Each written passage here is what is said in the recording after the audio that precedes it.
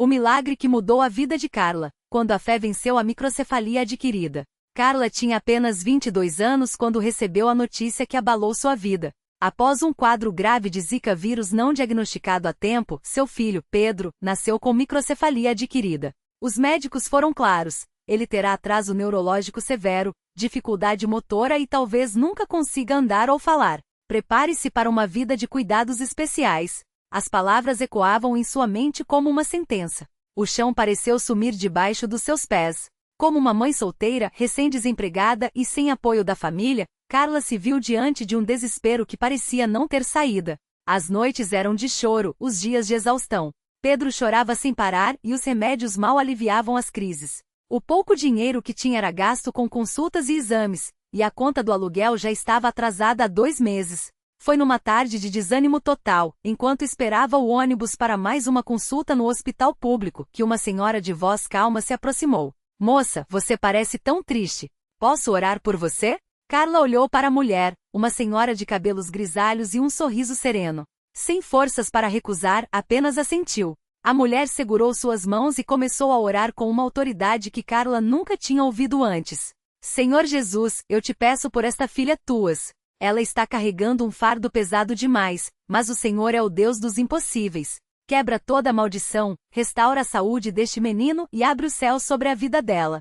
Quando a senhora terminou, entregou a Carla um panfleto: Igreja Universal do Reino de Deus, Culto da Libertação. Hoje à noite, 19 horas. Deus tem uma palavra para você. Vá lá, minha filha. Deus está te esperando, disse a senhora antes de se despedir. Carla guardou o papel no bolso sem muita esperança. Mas naquela noite, enquanto Pedro chorava sem parar e a geladeira estava vazia, ela lembrou das palavras daquela mulher. O que eu tenho a perder? Pensou. Pegou o filho no colo e foi. A igreja estava lotada. O som dos louvores enchia o ar, e Carla sentiu algo diferente logo ao entrar. Não era só o ambiente. Era como se uma paz estranha começasse a invadir seu coração. Uma obreira se aproximou sorrindo. Primeira vez aqui, irmã? Venha, vamos sentar na frente. Hoje é o culto da corrente de oração. Deus vai te atender. Carla sentou-se numa cadeira próxima ao altar com Pedro no colo. O pastor subiu ao púlpito e começou a falar sobre fé. Muitos aqui estão com problemas que parecem sem solução, mas Deus não olha para o tamanho do problema, e sim para o tamanho da sua fé. Hoje, nesta corrente, vamos quebrar toda maldição, toda doença, toda escassez. O pastor então chamou todos para se levantarem e fazerem a corrente. Carla hesitou, mas quando viu pessoas ao seu redor chorando e clamando, ela também se levantou. O pastor passou óleo ungido na testa de cada um enquanto declarava: Em nome de Jesus, eu unjo você para a vitória. Toda doença sai agora, toda dívida é paga, toda tristeza vira alegria. Quando chegou a vez de Carla, o pastor olhou nos seus olhos e disse: Mãe, Deus vai restaurar seu filho. Não desista. Participe da campanha dos 7 dias de jejum e oração. Traga seu dízimo e ofertas como semente de fé. Deus honra quem o honra. Carla saiu da igreja com o coração acelerado. Não sabia se acreditava totalmente, mas algo dentro dela tinha mudado. Naquela noite, pela primeira vez em meses, Pedro dormiu tranquilo. Nos dias seguintes, Carla começou a frequentar a igreja todos os dias. Participou da Fogueira Santa de Israel, onde queimou um papel com o nome da doença do filho, declarando sua cura. Entrou na campanha dos 33 dias de Daniel, jejuando e orando com fé. Mesmo com pouco dinheiro, ela separou seu dízimo e ofertas, acreditando que Deus multiplicaria. Senhor, eu não tenho muito, mas o pouco que tenho, eu te dou. Multiplica, como fizeste com os pães e peixes. Orava ela todas as manhãs. No 4º dia da campanha, algo inesperado aconteceu. Pedro, que até então mal conseguia segurar a cabeça, tentou se sentar sozinho. Carla quase não acreditou. Meu Deus, meu filho, você está conseguindo. Os dias foram passando e as melhoras eram visíveis. Pedro começou a balbuciar sílabas, a reagir aos estímulos, a sorrir. No 7º dia, durante a vigília de oração, Carla levou Pedro ao altar. O pastor orou com autoridade. Em nome de Jesus, eu determino que toda limitação saia deste menino. Que seu cérebro seja restaurado, que seus membros sejam fortalecidos. Amém. Naquele momento, Pedro, que nunca tinha ficado de pé, segurou nas mãos da mãe e tentou se levantar. A igreja inteira explodiu em glórias a Deus. Carla chorava sem parar. É um milagre, pastor. Meu filho está sendo curado. 3 meses depois, Pedro foi levado para uma nova avaliação médica. O neurologista, surpreso, olhou os exames e balançou a cabeça. Isto é incrível. Os exames mostram uma melhora neurológica significativa. A microcefalia não progrediu, e seu desenvolvimento motor está dentro do esperado para a idade. Continua assim, mãe, você está fazendo algo muito certo. Carla sorriu, sabendo que não era algo que ela fazia, mas alguém que agia por ela. Naquele domingo, ela subiu ao altar para dar seu testemunho. Com Pedro nos braços, agora um menino ativo e sorridente, ela falou para toda a igreja. Eu cheguei aqui quebrada, sem fé, sem esperança. Mas Deus me mostrou que Ele é fiel. Hoje meu filho está curado, tenho um emprego, minhas dívidas foram pagas, e minha família foi restaurada. Tudo porque eu aprendi a confiar em Deus e a semear minha fé nesta casa. O pastor então fez uma pergunta que ecoou no coração de todos. Qual foi o segredo, irmã Carla? Ela respondeu com lágrimas nos olhos. O segredo foi não desistir. Mesmo quando tudo parecia perdido, eu continuei orando, jejuando, dando meu dízimo e ofertas, e participando das campanhas. Deus não falha. Ele só espera que a gente dê o primeiro passo. A lição que ficou. A história de Carla não é apenas sobre um milagre, mas sobre uma verdade que muda vidas. A fé sem obras é morta. Ela poderia ter desistido, poderia ter ficado em casa reclamando da vida, mas ela escolheu agir. Entrou na corrente de oração, participou das campanhas, deu seu dízimo mesmo na escassez, e creu contra toda a esperança. Hoje, Pedro é uma criança saudável. Carla tem um negócio próprio de confecções, e ela se tornou uma obreira na igreja, ajudando outras mães que chegam desesperadas. Seu testemunho prova que na Igreja Universal do Reino de Deus, Deus opera o impossível para quem crê de verdade. E a pergunta que fica é: o que você está disposto a fazer para ver seu milagre? Porque Deus está esperando sua fé para agir. Quando Carla começou a compartilhar seu testemunho nas reuniões, muitas pessoas se emocionavam. Mas nenhuma história mexeu tanto com ela quanto a de uma jovem chamada Marisa, que chegou à igreja arrasada, com os olhos inchados de tanto chorar. Marisa tinha apenas 22 anos e um filho de 2, o Lucas. O menino nasceu com uma doença rara no coração, e os médicos disseram que sem uma cirurgia de alto risco, ele não viveria mais que alguns meses. O problema? A cirurgia custava mais de 100 mil reais, e ela, uma mãe solteira que trabalhava como faxineira, não tinha nem um décimo desse valor. Carla se aproximou dela depois do culto e disse com firmeza: eu já passei por isso, minha irmã. Se você fizer a sua parte, Deus vai fazer a dele. Marisa, sem esperança, só balançou a cabeça. Mas como, irmã? Eu não tenho dinheiro, não tenho ninguém para me ajudar. Carla então pegou a mão dela e levou até a sala de oração. Não é com dinheiro que a gente começa, é com fé. Vamos orar agora mesmo, e você vai começar a jejuar 3 vezes por semana. Além disso, tem que participar de todas as campanhas e trazer seu dízimo, mesmo que seja pouco. Deus não olha o valor, mas o coração. Marisa, embora com dúvidas, decidiu confiar. Nos dias seguintes, ela começou a jejuar, orando com lágrimas todas as manhãs antes de sair para trabalhar. Mesmo ganhando pouco, separava o dízimo com fé, colocando-o no envelope com as mãos trêmulas. Nas campanhas, ela doava o que podia, às vezes só um pacote de arroz ou um frasco de óleo, mas fazia com amor. Uma semana depois, algo inesperado aconteceu. Enquanto limpava a casa de uma cliente, Marisa encontrou uma joia esquecida em um canto do quarto. Um anel de ouro com pedras que, ao levar para avaliar, descobriu valer quase 20 mil reais. A cliente, uma senhora idosa, ficou tão emocionada com a honestidade de Marisa que, além de recompensá-la com 1.000 reais, indicou seu serviço para várias amigas ricas. Mas o maior milagre ainda estava por vir. Durante uma corrente de oração na igreja, o bispo fez uma palavra profética. Tem alguém aqui que precisa de um milagre financeiro para salvar a vida de um filho. Deus está dizendo que até o final desta semana, a providência vai chegar. Marisa caiu no chão chorando, e as irmãs a abraçaram em oração. 2 dias depois, enquanto ela limpava um escritório, um homem bem vestido a chamou. Moça, você é da Igreja Universal, não é? Marisa confirmou, e ele continuou. Minha esposa e eu estávamos orando para encontrar alguém de lá. Nosso filho tem a mesma doença do seu, e conseguimos juntar o dinheiro para a cirurgia dele. Mas Deus colocou em nosso coração doarmos metade para outra criança. Você conhece alguém que precise? Marisa não conseguiu segurar as lágrimas.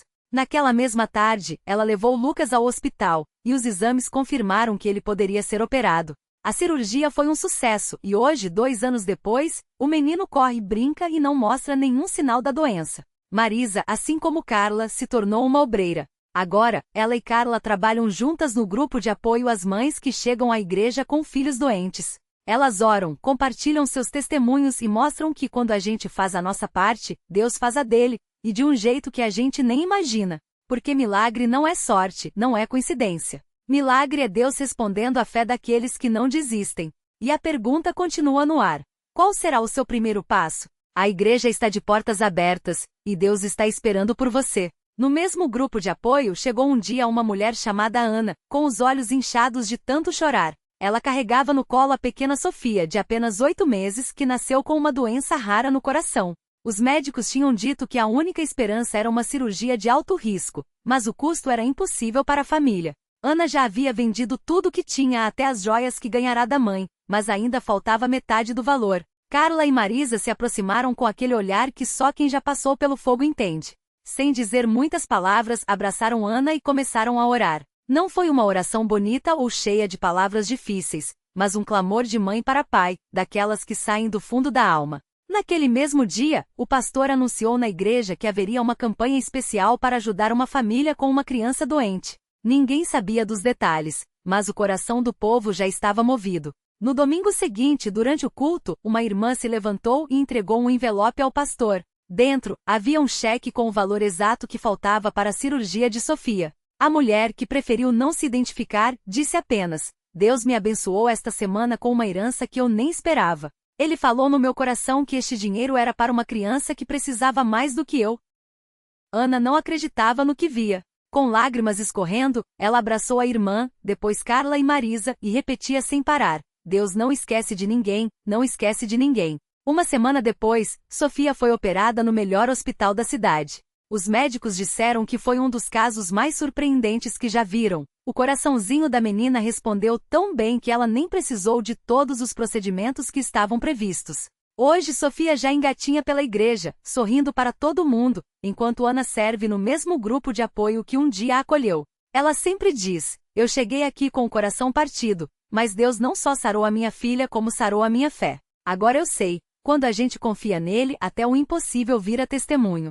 E assim, a cada reunião, mais mães chegam com suas dores, seus medos e suas crianças nos braços. E a cada reunião, elas encontram não só um abraço, não só uma oração, mas a certeza de que na CCB, ninguém luta sozinho, porque onde a fé, Deus age. E onde Deus age, milagres acontecem.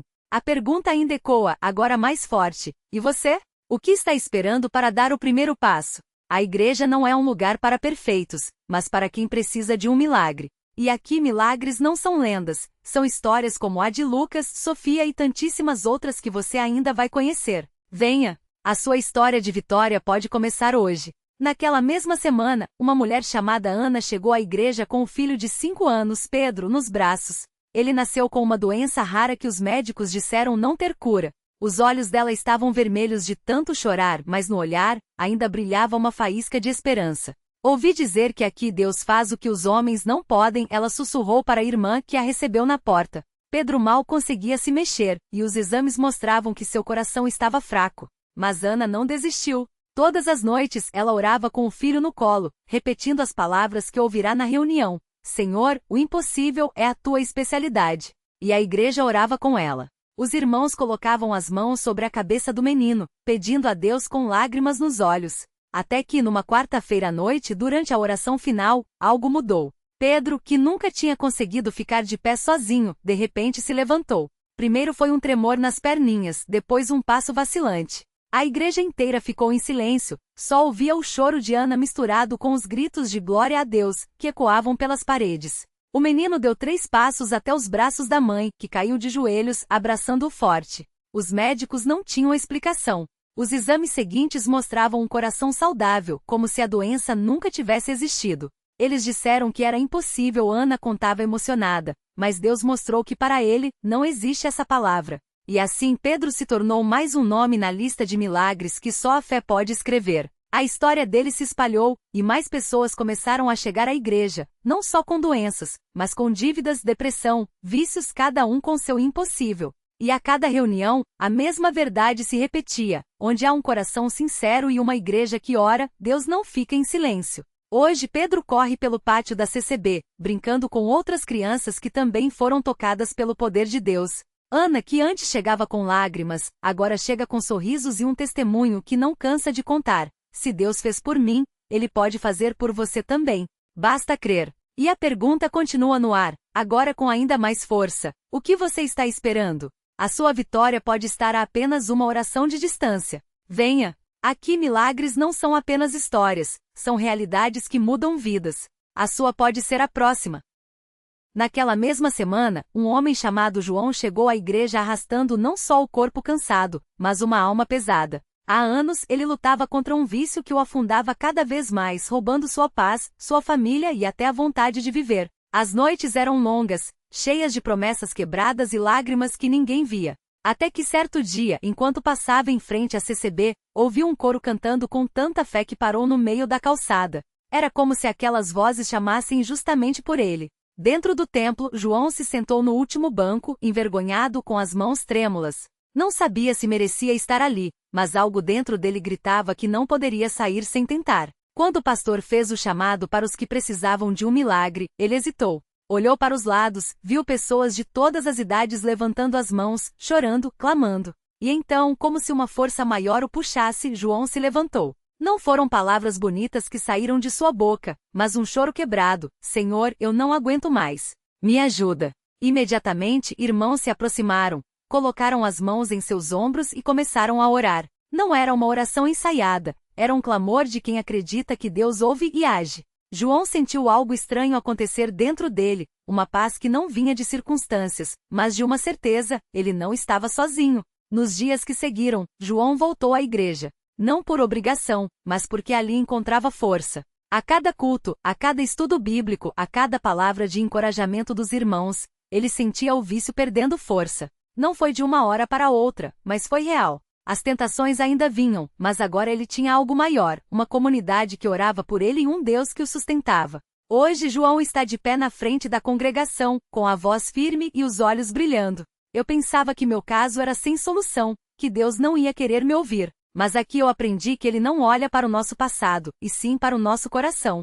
Se Ele me libertou, pode libertar qualquer um. Ao seu lado, a esposa segura sua mão, agradecida por ter o marido de volta. Os filhos que antes tinham medo das crises do pai, agora o abracam sem medo, porque sabem que papai mudou. Enquanto João termina seu testemunho, uma mulher no fundo da igreja chora baixinho. Ela veio pela primeira vez arrasada por uma notícia médica que tirou sua esperança. Mas ao ouvir aquelas palavras, algo acende dentro dela. Talvez também haja uma saída. E assim, a cada reunião, a CCB se torna não apenas um lugar de culto, mas um hospital de almas. Não há caso perdido demais, não há dor grande demais, não há pecado que Deus não possa perdoar. O que importa é dar o primeiro passo. Chegar, pedir, crer, porque aqui entre essas paredes, o impossível se torna possível. E a próxima história de vitória pode ser a sua. Basta entrar. Basta confiar. Deus está esperando. O milagre que não termina. A mulher no fundo da igreja, Maria, não sabia, mas aquela noite era o início de sua própria história. Uma semana depois, ela voltou, desta vez com as mãos trêmulas segurando um exame. Doutores disseram que não há mais o que fazer, confessou entre lágrimas ao pastor. Mas ali, entre irmãos que oravam com fé simples e corações sinceros, ela ouviu a mesma promessa que João havia vivido. Para Deus, nada é impossível. Meses se passaram. As orações subiram como incenso, e o que os médicos chamavam de sentença virou mistério. Os novos exames mostravam remissão. Não era um erro, não era coincidência. Era a mesma mão que acalmara tempestades e ressuscitara mortos agindo mais uma vez. Maria voltou à igreja, não mais chorando, mas sorrindo, com o laudo médico nas mãos e um testemunho no coração. Deus não só curou meu corpo, mas minha alma. Eu achava que estava aqui por um milagre. Mas Ele me mostrou que o verdadeiro milagre era eu voltar para Ele. A reflexão que fica. A vida nos ensina que milagres não são apenas curas físicas ou soluções instantâneas. Às vezes, o maior milagre é a transformação que não vemos. O pai que reconquista a confiança dos filhos, a mulher que troca o desespero pela esperança, o coração que aprende a perdoar. Deus não muda as circunstâncias para só então nos abençoar. Ele nos abençoa dentro das circunstâncias, moldando nosso caráter enquanto escreve nossa história. A lição.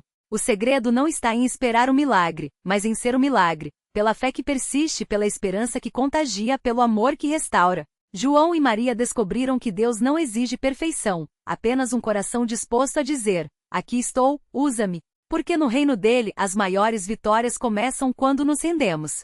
E assim a CCB segue de portas abertas, não como um museu de santos, mas como um berçário de milagres. Cada cadeira vazia é um convite, cada testemunho é uma semente. Talvez a próxima história que mudará a vida seja a sua. Basta entrar, basta ficar. Deus já está trabalhando, mesmo que você ainda não veja.